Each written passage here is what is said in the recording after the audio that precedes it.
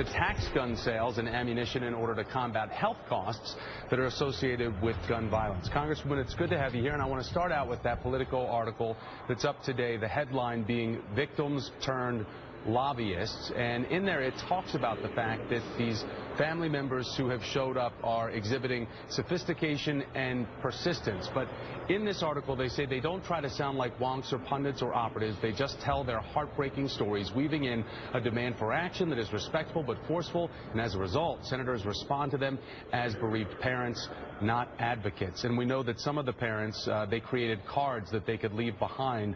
Nicole Hockley created one for her son, and these are colored cards that are left behind to remind the senators and visually and not only emotionally about what's been lost.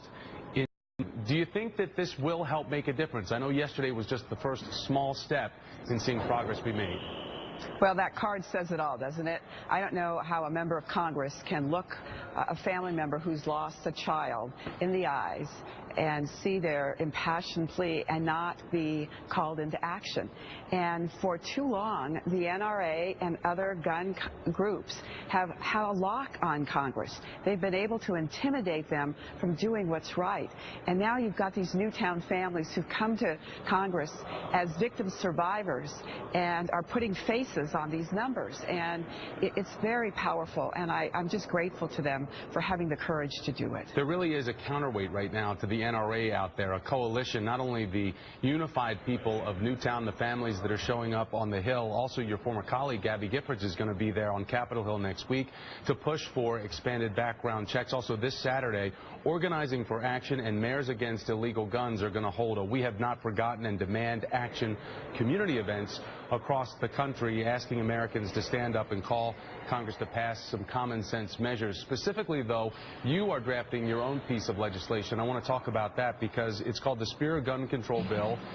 It's going to create gun violence healthcare trust fund. It will create a fund that would pay for public costs of gun violence, paid for by an excise tax on guns and ammunition. Congresswoman, basically right now, with the appetite in Washington for some type of common sense gun control, do you think that your legislation overreaches and would be something kind of people would describe as shooting for the moon?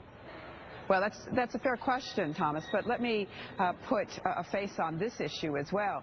The taxpayers of this country are spending over $2 billion a year paying for the costs of health care for gun violence victims who show up in hospitals and don't have insurance.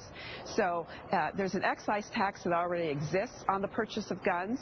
That excise tax is used to create restoration of marshlands and create habitat for ducks and geese and other animals that shooters like to shoot at. Well, I think that we also have to pay the freight, so to speak, that is associated with victims who come into emergency rooms with gunshot wounds who have to be cared for. And right now, taxpayers are picking up the tab $2 billion a year. So again, the trust fund will be funded again by that excise tax, as you described where it's going now. That would be shifted with money going to Medicaid. There has been reaction, though, from the Hill based on what we saw, the movement, the progress from yesterday, and Speaker Boehner reacting, but not saying, or at least not revealing his cards about gun control legislation. Take a listen.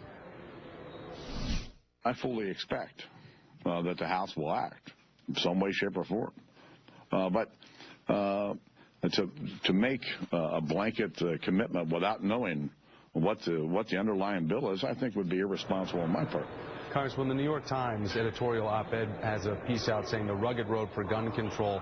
In that, they, quote, say, Thursday's brief victory of common sense has shaken the anti-regulation extremists who are quickly gearing up to make the road ahead as difficult as possible.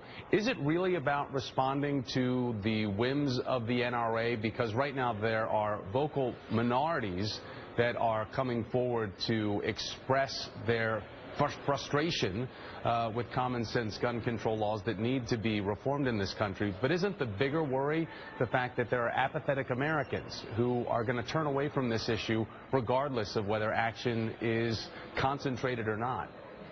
Well, I don't know if they're apathetic Americans. They're frustrated Americans. They're Americans that feel that their voices don't And I hope your viewers recognize that every phone call, every email that they make to their Congress member is a powerful message. I get plenty of emails from those that don't want to see any regulation, a lot of hate mail.